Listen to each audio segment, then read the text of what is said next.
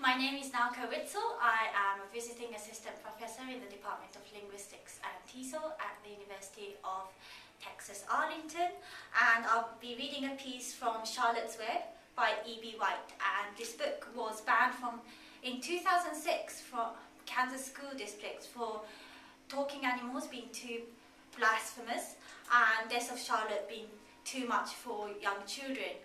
I remember reading this book when I was a child and I enjoyed it very much.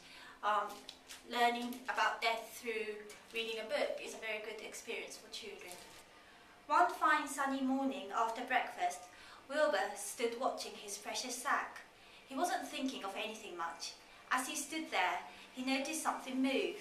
He stepped closer and stared. A tiny spider crawled from the sack. It was no bigger than a grain of sand, no bigger than the head of a pin. Its body was grey with a black stripe underneath. Its legs were grey and tan. It looked just like Charlotte. Wilbur trembled all over when he saw it.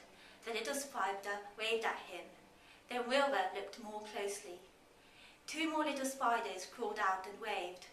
They climbed round and round on the sack, exploring their new world. Then 3 more little spiders, then 8, then 10. Charlotte's children are here at last. Wilbur's heart pounded. He began to squeal. Then he raced in circles, kicking manure into the air. Then he turned a back flip.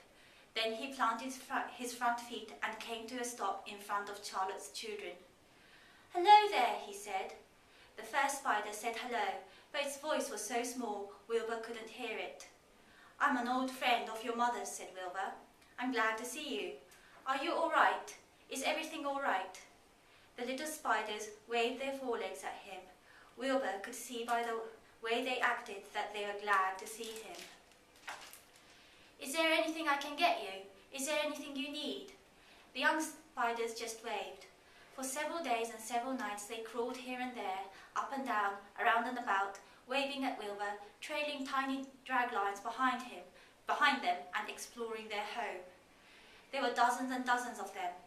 Wilbur couldn't count them, but he knew that he had a great many new friends. They grew quite rapidly. Soon each was as big as a BB shot. They made tiny webs near the sack.